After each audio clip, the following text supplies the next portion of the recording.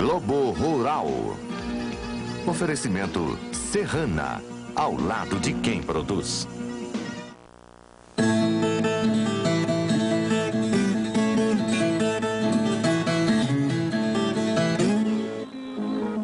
Os pecuaristas de Mato Grosso do Sul antecipam a compra do boi magro para aproveitar o preço baixo.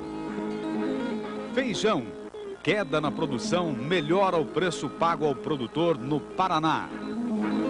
Milho. Você vai saber como está a safra em Minas Gerais. A área diminuiu e a produção também é menor. No Paraná, o agricultor foi beneficiado pelo clima. A colheita começa na semana que vem. Quem plantou na hora certa vai ter uma boa produtividade. E na série dos melhores momentos do Globo Rural, duas especialidades do Nordeste: o queijo de coalho e a manteiga de garrafa. No sul do Brasil, a cerveja, o cultivo da matéria-prima, a cevada, no Rio Grande do Sul, e a preparação artesanal da bebida no Paraná e em Santa Catarina. A beleza e o mistério da Vitória Régia. No Rio Paraguai e em Mato Grosso, você vai conhecer a flor por dentro e ver como é complexo o sistema de folhas e raízes dessa planta rainha.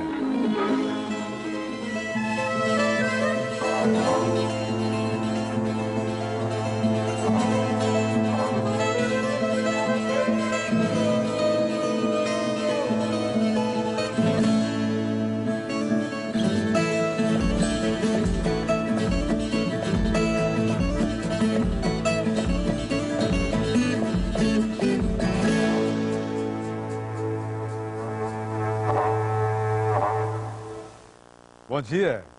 Muita gente fica surpresa com a ideia de que a arte culinária é peça-chave na cultura de um povo.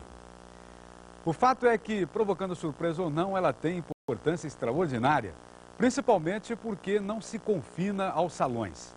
Em todos os povos, é exercitada por grande número de pessoas das mais diversas classes sociais. O Globo Rural de hoje se ocupa dessa arte.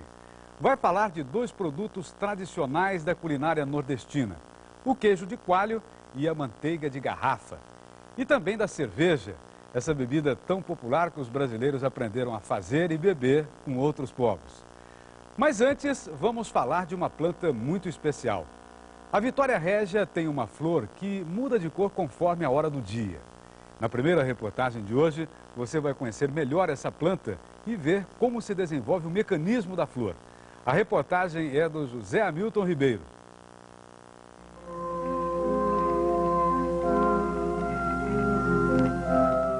Vitória Régia é a flor símbolo da Amazônia.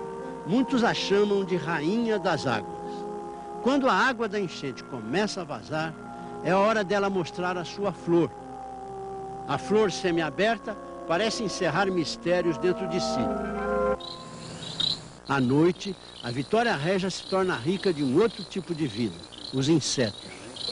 Muitos têm ideia de que Vitória Régia só existe na Amazônia. Na verdade, ela ocorre em outros lugares, inclusive no Pantanal. Cáceres feito de vida, princesinha do Paraguai, pedalando, pedalando, é como a gente vai. Princesinha, princesinha do Paraguai. Aqui é o Rio Paraguai, na altura de Cáceres, no Mato Grossão. E eu estou acompanhando a professora Vilma Barreto, da Universidade Estadual de Mato Grosso. Ela faz parte de uma equipe que está estudando a flora da região. Logo à frente, num remanso, as primeiras folhas de Vitória, pequenas. Mas logo se vê uma baía com grande quantidade delas. São mais de 1000 folhas, com quase 200 com flor. Antigamente, tudo era Vitória Régia. Hoje são classificadas duas espécies. Uma da Amazônia, chamada Vitória Amazônica, e outra do Pantanal, chamada Vitória Cruziana, porque foi descrita em Santa Cruz de la Sierra, na Bolívia. As duas pertencem à família das ninfeáceas, a mesma família da flor de lótus do Egito e dos lírios d'água, tão comuns nos jardins aquáticos dos Estados Unidos.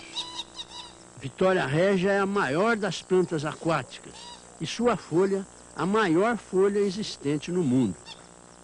Nosso piloteiro, Peter, é também professor da universidade em Cáceres.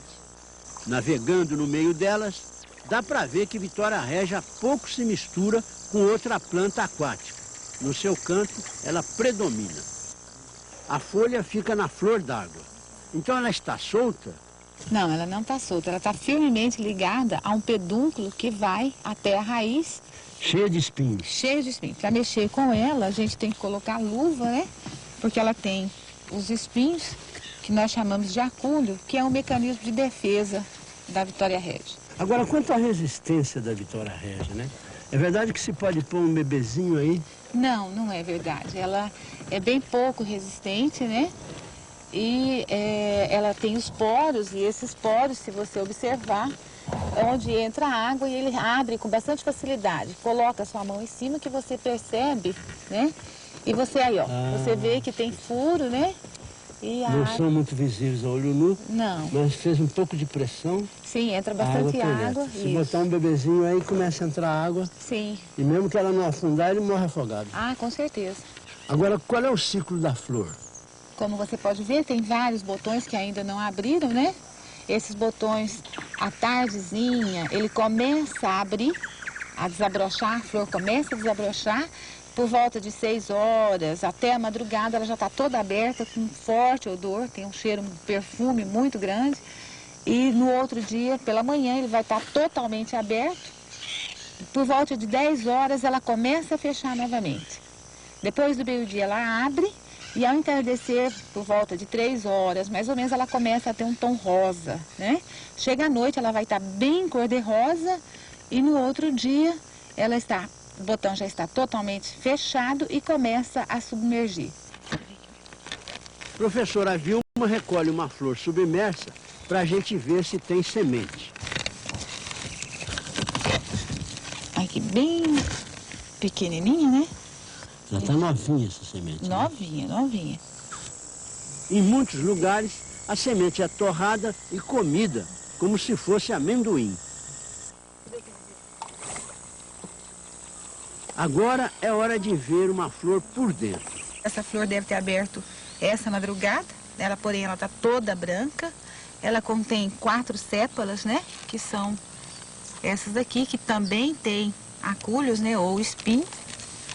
A camada externa das pétalas, a primeira camada de pétala, contém 14 a 15 pétalas, né? Ela é bem tenra, né? Parece flor comestível. Parece. A flor da Vitória régia é hermafrodita. Sim, ela tem tanto a parte masculina, que é o grão de pólen, como o estigma com o ovário, que é o aparelho feminino da planta, né? Esse amarelo aqui, né? É o grão de pólen, olha, né? Esse aqui, aí o besouro. E aí a parte feminina? Essa aqui, ó, bem aqui dentro, ó, né? Bem no centro? Bem no centro é o estigma, onde o pólen entra e ocorre a fecundação. Há um esquema caprichoso da natureza. Quando a parte feminina da flor está receptiva, o pólen da mesma flor ainda não está maduro. Então esse besouro faz a polinização cruzada, quer dizer, traz nas costas o pólen de outra flor. O Peter, qual é o ciclo dela aqui nessa baía? Primeiramente, quando o rio começa a encher, que começa a entrar água na baía, já começa a aparecer, logo que entra a água, começam a aparecer do lodo, a gente nem nota que tem as batatas lá, do lodo já começam a aparecer as folhas. E aí, conforme o rio vai enchendo, vão se multiplicando as folhas e depois, num certo tempo, já começa a aparecer as flores, né? E quando esse rio está seco, as Vitórias régias, elas somem. Inclusive, a gente até esquece que tem Vitória régia aí. E logo em novembro, por aí, que a gente começa a ver o rio subindo de novo, a primeira água que entra nesse lago, começam a aparecer algumas Vitórias régias e elas vão crescendo e vão tomando conta do lago. Para ver a raiz, é preciso mergulhar. O pescador Miguel Zataro, Guel, já andou por baixo de muita Vitória régia atrás de isca viva. Uma cor inesperada nos botões submersos e um pouco da rica vida aquática. Olha que imagem interessante, hein? Dá pra gente, olha, tá vendo? Dá pra você... Aqui são as raízes, né? Que ficam submersas. Isso aqui é um pedúnculo, onde a folha vai ficar fixa, né? Essa daqui, ela tem 5 folhas. Tem uma folha pequenininha que vai começar a abrir. Aqui, ela tem 3 botões, esse bem pequenininho, né? Este outro aqui que já está quase atingindo a superfície para começar a abertura, né? E 2 flores que já se abriram e já estão formando o fruto, que é a semente, né? O quê? Foi difícil de tirar essa raiz? Bem difícil. Ela está muito presa no chão, Tá assim? muito presa, soltou bastante e ela está bem... muito aterrada, né? Com barro. O Guel agora emborca uma folha para a gente ver a verdadeira estrutura vegetal que existe na parte de baixo, para manter a Vitória Régia na flor d'água. Quer dizer, essas nervuras é assim como se fosse um suporte, né? Sim, um suporte. Um suporte para pizza, Isso, para o prato de pizza. do prato de pizza, é isso. Vitória Régia tem esse nome em homenagem à rainha Vitória da Inglaterra. Em 1927, num navio chamado Vitória, o escritor paulista Mário de Andrade ficou muito impressionado com essa nossa planta. Em seu diário, anotou sobre a Vitória Régia.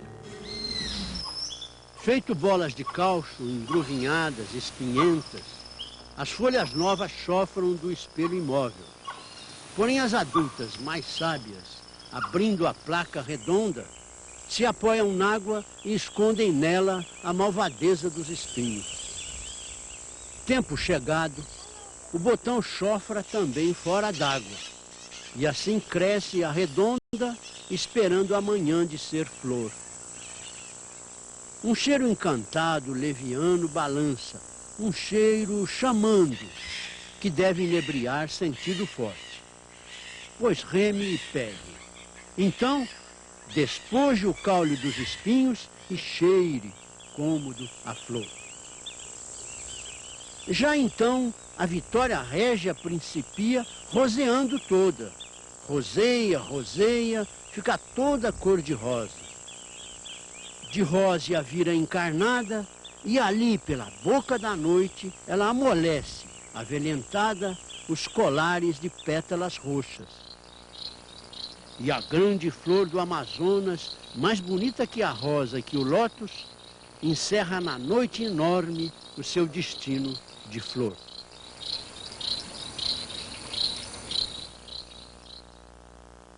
O ciclo da Vitória Régia depende do movimento das águas. Quando os rios começam a subir, surgem as primeiras folhas.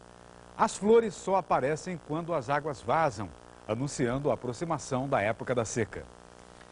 E você vai ver daqui a pouco no Globo Rural. A situação da lavoura de milho no Centro-Sul, o bom preço do feijão no Paraná e o comércio do boi magro em Mato Grosso do Sul, depois dos comerciais.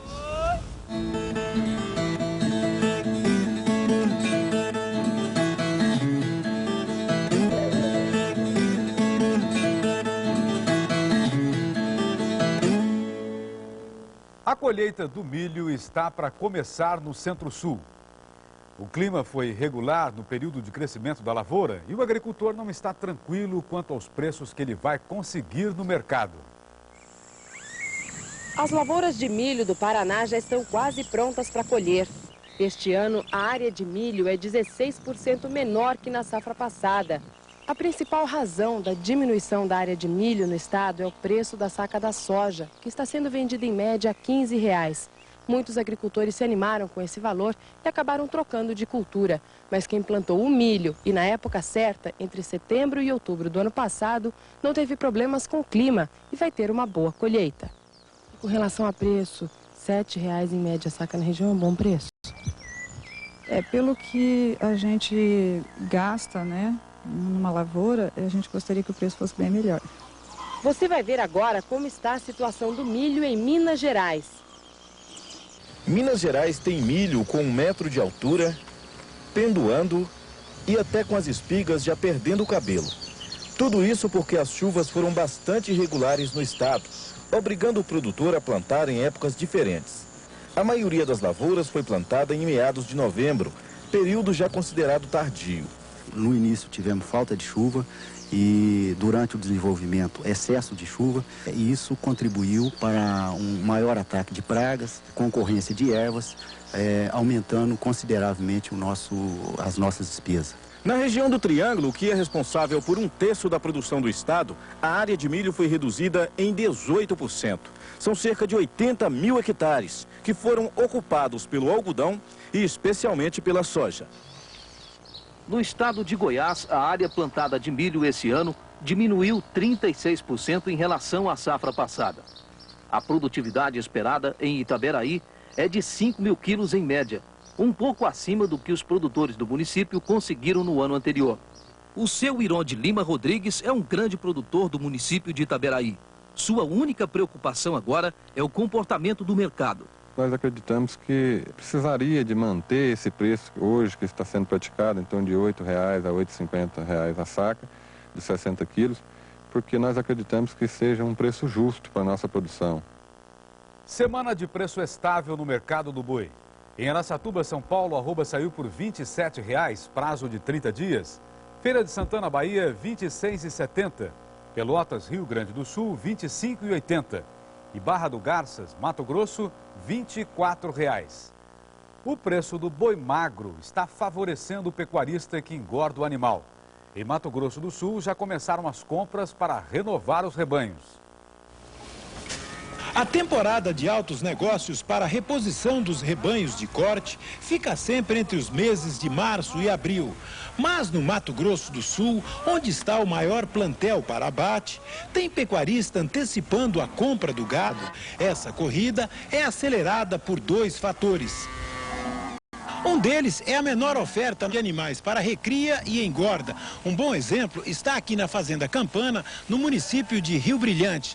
No ano passado, a fazenda produziu 4.500 bois gordos. Este ano, só vai conseguir mandar para o abate 3.600, 20% menos. O pecuarista Antônio Barbosa, no ramo há 40 anos, fala que a situação é reflexo do abate exagerado de fêmeas nos últimos anos. Elas perderam o valor no mercado e, para cobrir os gastos, a saída de muitos criadores tem sido mandar matrizes para o abate. A vaca gorda vale mais do que a vaca parida. Então não há por que ele multiplicar prejuízo e adiar as suas dívidas para pagar mais tarde e quebrar logo. Então ele liquida a dívida logo, larga de pagar juro e com isso dá um vazio na oferta de bezerro, de garrote e mesmo do boi gordo. O segundo fator que está motivando o invernista a comprar mais cedo é a possibilidade de evitar preço alto na temporada de compra. Em março de 97, o boi magro chegou a atingir R$ 300. Agora está saindo por R$ 280, 7% menos. O que teria que baixar, já baixou. Porque fim de ano, começo de ano, a fase difícil, nós já atravessamos.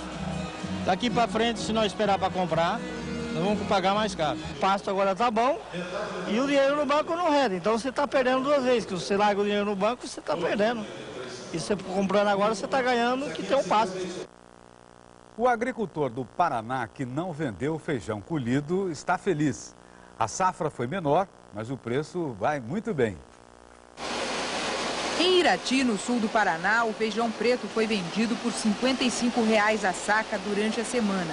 É o melhor preço dos últimos anos. Mesmo com baixa produção, o agricultor está conseguindo garantir um bom lucro e enxergar uma chance de recuperação depois de 2 anos de crise. A safra foi 20% menor que a esperada por causa do excesso de chuva. Seu João Zaikevich ainda tem 30 sacos de feijão no paiol, o suficiente para pagar o dinheiro emprestado no banco. Mas ele se arrepende de não ter plantado mais.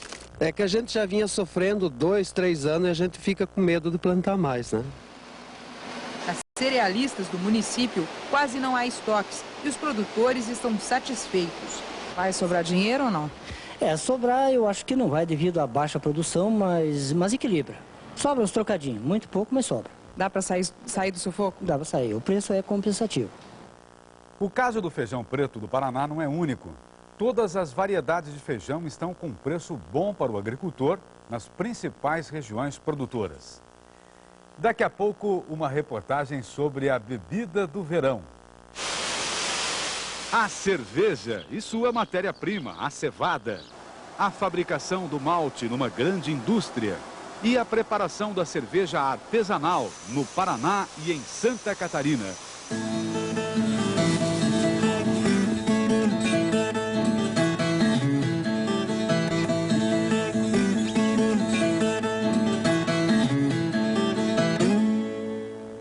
Verão é época de muita cerveja, uma bebida inventada há 5.000 anos pelos sumérios, o mesmo povo que inventou a escrita. Séculos depois, ela foi eleita a bebida nacional dos egípcios e mantém o título até hoje entre os beberrões brasileiros.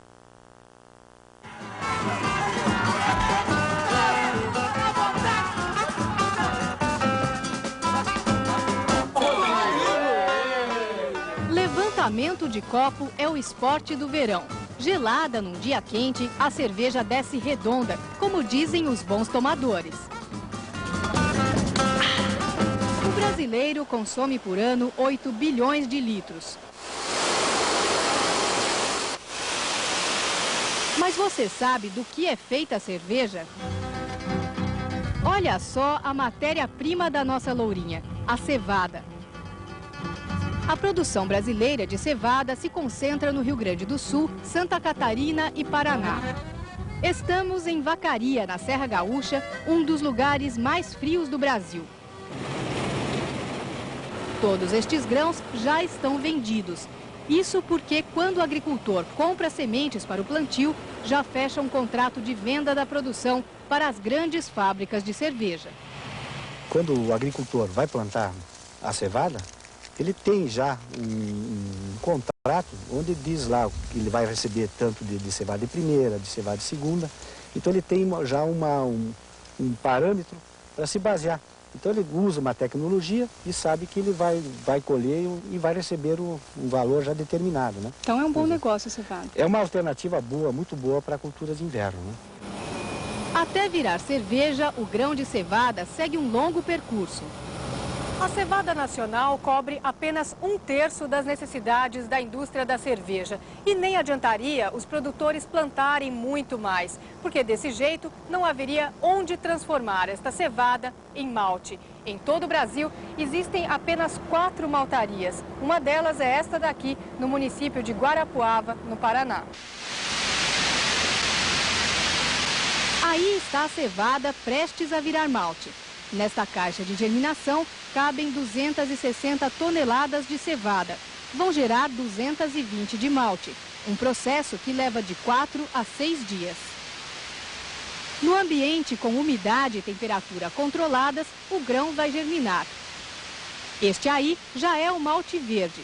Daqui o grão vai ser torrado e os brotos vão cair. Então o malte estará pronto.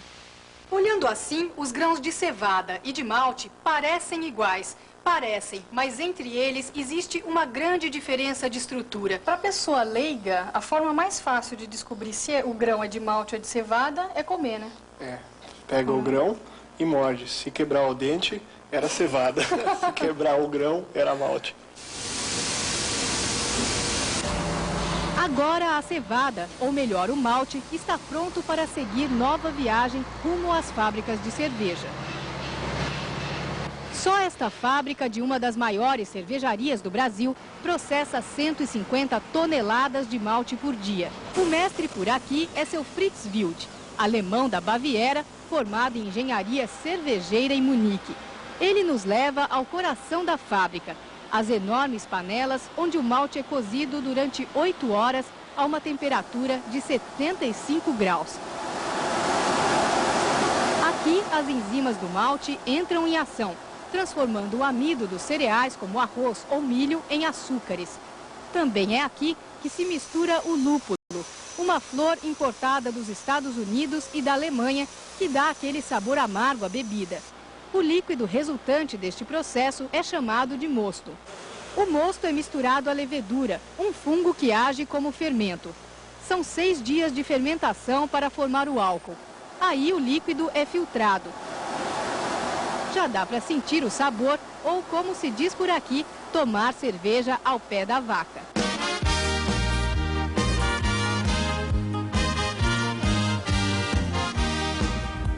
Daqui a cerveja vai ser pasteurizada e embalada.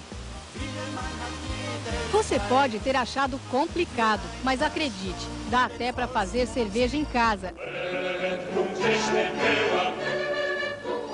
Estamos em Irati, no Paraná, terra de agricultura variada, onde se cultiva muito feijão, milho, cebola e mate. Irati nasceu embalada pela cultura do mate, o ingrediente básico do chimarrão. Mas hoje a cidade está ficando conhecida por uma outra bebida, a cerveja, cerveja artesanal.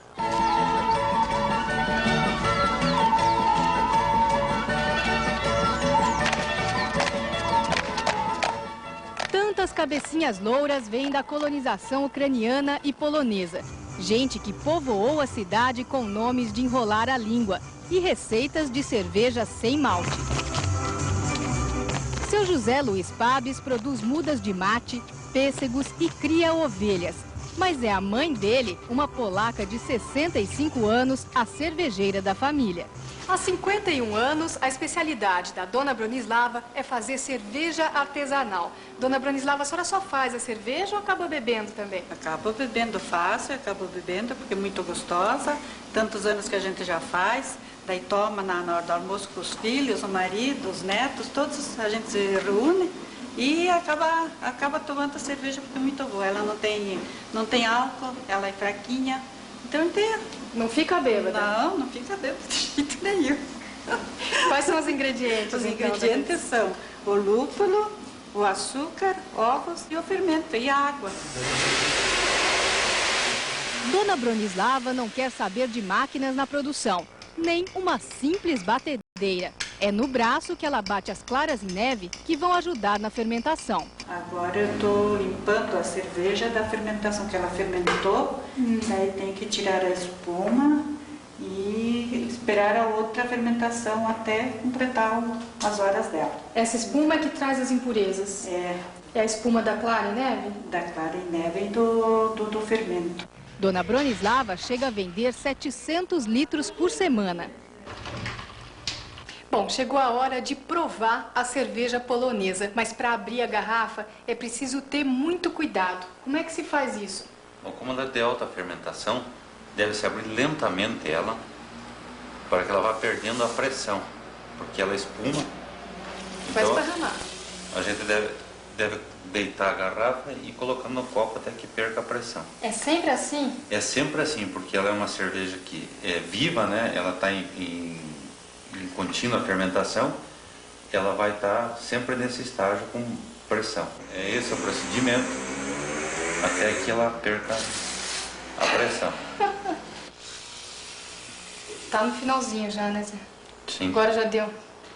Já deu. Se abrir agora direto já tá normal. Agora já ele vai perder a pressão. Não muito, né? Não muito. Mas vamos provar aqui. Vamos provar. Tintim. Tintim. É bem docinha, né? O teor alcoólico dela é muito fraquinho, né? Que não vem nem a sentir, né? A tarde cai em Irati.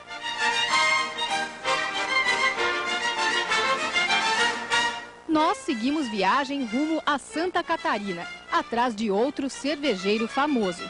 Seu Leffler, cervejeiro desde 1925. Seu Leffler vai logo abrindo uma das suas garrafas como sinal de boas-vindas. Boa, tá boa. Os rótulos são do tempo em que o comércio de cerveja artesanal era livre. Em 72, o Ministério da Agricultura proibiu a comercialização. Só em 84, a venda foi novamente liberada, mas apenas no barracão como produto artesanal.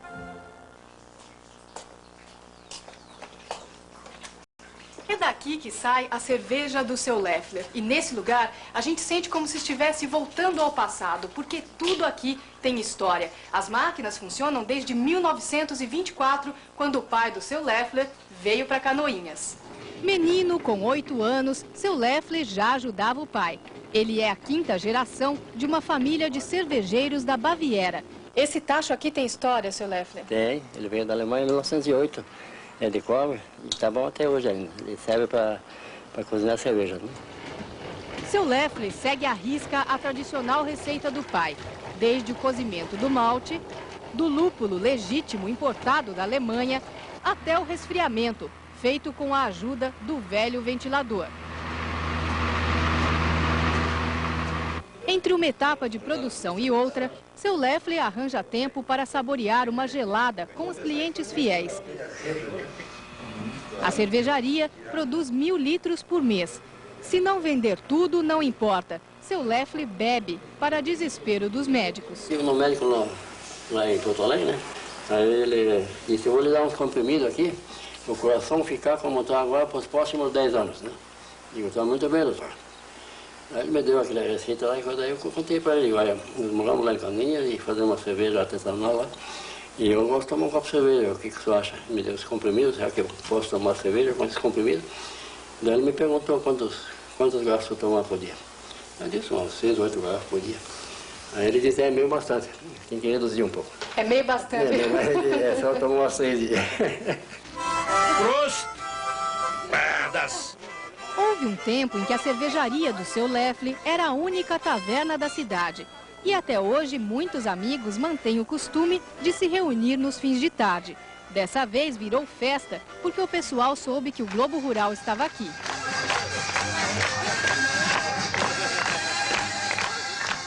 Seu Leffler entra no clima, coloca chapéu e colete, pega a Dona Gerda e arrisca uns passinhos.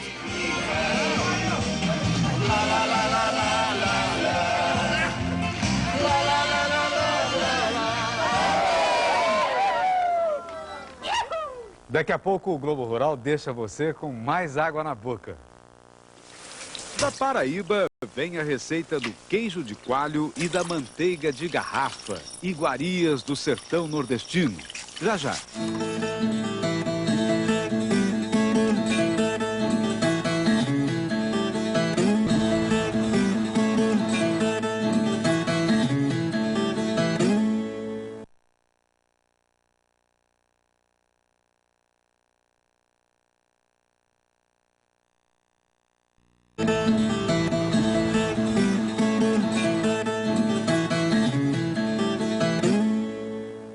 Queijo de coalho e manteiga de garrafa. Duas especialidades do sertão nordestino que encantam o paladar de brasileiros de outras regiões. Para apresentar as duas receitas, eu fui até a Paraíba. E elas fizeram o maior sucesso aqui no Globo Rural no ano passado. Vamos rever. Carne de sol, feijão de corda, cuscuz, macaxeira. Na variada e provocante culinária nordestina, o queijo de coalho e a manteiga de garrafa são pioneiros. Chegaram com os primeiros colonizadores, com os primeiros animais de leite e estão presentes na mesa de qualquer nordestino, praticamente em todas as refeições. Consumidos há milênios na Europa, como você vai ver depois, o queijo de coalho e a manteiga de garrafa são produtos ainda tipicamente artesanais. Não existe controle de fabricação, nem se conhecem números oficiais de venda. Grande parte da produção vem diretamente para São Paulo.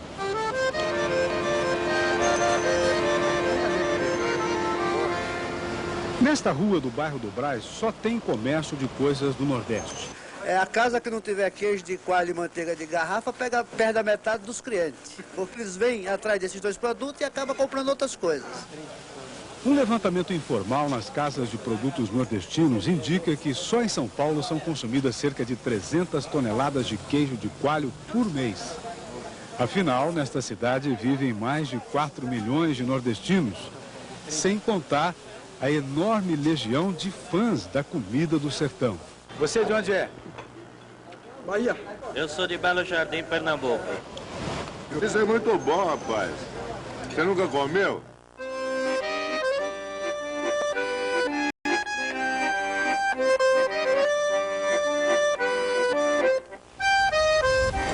Para ver de perto a legítima fabricação do queijo de coalho e da manteiga de garrafa, o Globo Rural foi ao estado da Paraíba. Estamos na Chapada da Borborema, quase divisa com o Rio Grande do Norte. Esta é a região do Cariri. No meio desta caatinga, por onde um dia andou o Lampião, fica a fazenda Pedra do Fogo. Tudo bem? Vai, tudo beleza? Liga aí, meu amigo. Tudo bom? Como é que tá, ó? Tudo bom? A família do Bastim está no Cariri já há mais de 200 anos, né? São muitas e muitas gerações que se especializaram na produção de queijo de coalho e manteiga de garrafa. Quantas cabeças você tem aqui? Média de umas 80. E você está com um gado bonito aqui, né? Para a região, é meio diferenciado aqui, que a gente né? vem modificando sempre a região, porque a região é uma região sofrida. Se eu vou criar um animal de fracasso, ele já vai ser fracassado também para mim. A sua filosofia é? Lugar ruim, gado bom. Com 20 vacas em lactação no momento, em 2 tiradas, a produção é de 200 litros por dia. Uma média de 10 litros por vaca, boa para qualquer região do Brasil.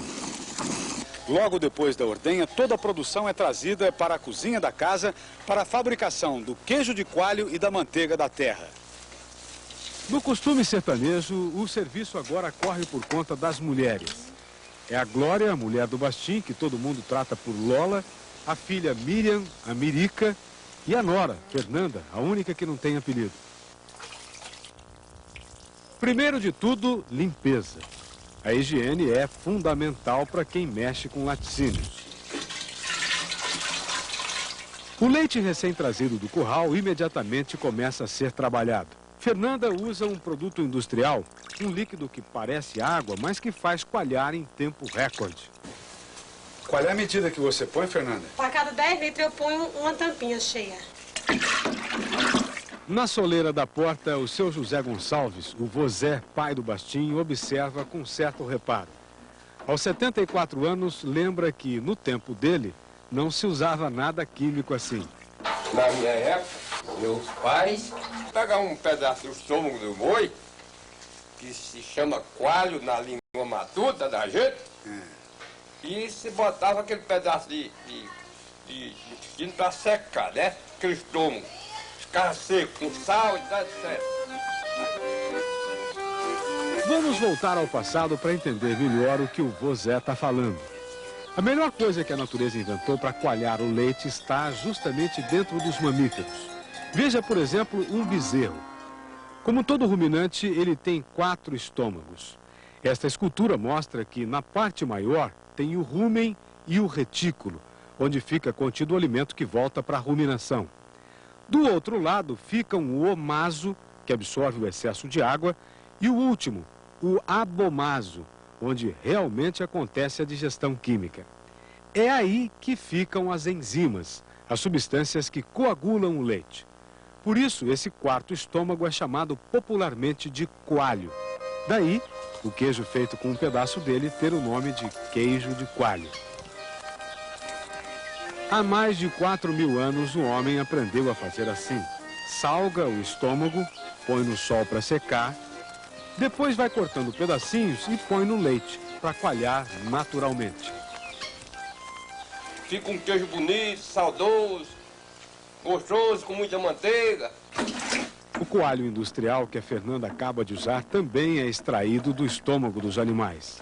Não proporciona aquele sabor como o do natural, mas é um material selecionado, purificado e com menor chance de contaminação. E mais rápido. Em 15 minutos, o leite já está talhado. Peneirada, a massa vai direto para a forma, que o pessoal aqui chama de chincho. É um serviço para o qual não se pode ter pressa. Ao contrário da maioria dos queijos, o de coalho começa a ser salgado já na fase de enformagem. Numa das viradas, a Fernanda cavoca um pouco e pulveriza o sal. Que sal que você põe? Sal comum. Sal comum mesmo. Nova massa, recobre a parte salgada até preencher todo o chincho. 10 litros de leite vão render 1 quilo de queijo. Bom, agora tá pronto. Depois de alisado e espremido, aí lava. Para não deixar nem um pouquinho de coalhada, nem na tábua e nem no chincho. Terminada esta fase, o queijo vai descansar, ainda na forma, empilhado com outras peças. E neste momento recebe mais uma mão de sal. generosa. Um queijo feito de manhã, no fim de tarde, deve ser virado e salgado novamente. Na manhã seguinte, já estará pronto para o consumo. Guardado em lugar fresco, dura até 2 semanas. Bem, agora nós vamos ver como é que se faz a manteiga da terra, manteiga de garrafa. Na verdade, é o aproveitamento daquilo que sobrou da preparação do queijo de coalho. O soro que se escoou da coalhada é a matéria-prima. Nele, a Lola acrescenta um pouco de leite cru. A receita é 1 litro de leite para 10 litros de soro. A mistura é colocada então perto do fogo, onde passa o resto do dia e a noite toda. 24 horas depois, olha só, uma grossa camada de nata se formou sobre o soro. Diariamente, a nata é recolhida e guardada numa vasilha com sal. Passados 10, 15 dias, quando já se juntou um tanto bom, a Mirica bate a massa, com um cuidado fundamental. A gente tem que bater ela só numa posição só. A massa vai ficando cada vez mais fofa, cremosa. E quando chega nesse ponto em que escorrega da colher, está na hora de fazer a lavagem. Além da limpeza, o objetivo da lavagem é concentrar a gordura. O creme boia e, conforme vai sendo batido de novo na água, se torna mais compacto e desprende os resíduos. Mirica vai trocando de vasilhas, 4, 5, 6 vezes. Só para quando a bolota cai e não suja mais a água. Dentro da água, o creme ainda é batido uma última vez. Depois é transferido para o caldeirão e levado ao fogo. Antigamente, especialmente nos estados do sul do Brasil, tinha-se o hábito de bater a manteiga dentro de uma garrafa. Uma coisa trabalhosa, mas que dava um produto fino, delicado, bem cremoso. Muita gente pensa nessa manteiga quando se fala em manteiga de garrafa. Mas a nordestina é bem diferente. Ela é fervida durante bastante tempo. O volume do creme inicial se reduziu a 1/4 do que era. Para ver se está no ponto, a Lola tem um teste muito simples. Derrama um pouquinho da colher na brasa. Se ela fizer isso, chiar, ela não está boa, está em água. Mais alguns minutos e ela repete a checagem. Veja só. Levanta o fogo e não faz barulho. Não chiou, mas está no ponto mesmo. Tirou do fogo, deixou esfriar, aí é só coar num pano bem limpo. Na verdade, o que se tem aqui não é a manteiga, mas o óleo do leite, com 99,8% de gordura. Na manteiga convencional, a gordura fica em torno de 80%. Por ser guardada neste tipo de vasilhame é que ficou conhecida como manteiga de garrafa. Na mesa do café, Bastim revela quanto a família produz. São 70 garrafas de manteiga e 500 quilos de queijo de coalho por mês. É um esforço grande comparado com quem vende o leite cru simplesmente, mas compensador. Se você fosse vender o litro de leite puro, você ganharia quanto? Venderia 25 centavos aqui. E nesse aproveitamento, a gente passa por 40 centavos em litro de leite. Você ganha 15 centavos em litro de leite. 60% do que você teria só com a produção de leite. Com a produção do leite. Pela procura, pelo estilo do negócio, que a gente está bem satisfeito com o negócio até agora. Mas, pelo que a gente viu aqui, satisfação mesmo é comer a própria produção. A manteiga, por exemplo, vai em tudo. É um azeite para doces e salgados. Senhor José, o senhor já imaginou sentar na mesa para comer sem ter manteiga de garrafa e queijo de coalho? É ruim que é danado. A gente fica até sem gosto de almoçar ou jantar. Ora, o matuto da minha qualidade como para danado. É.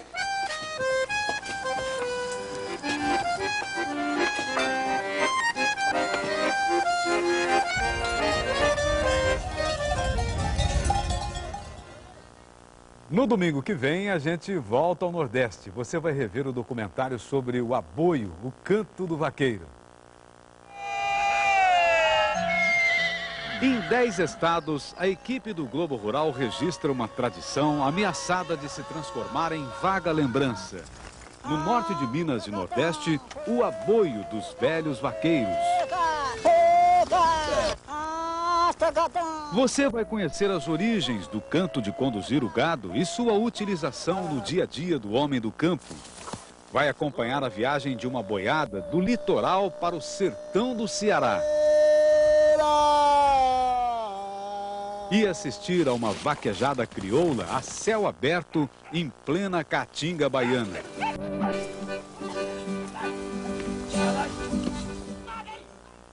Bom dia então e até domingo que vem.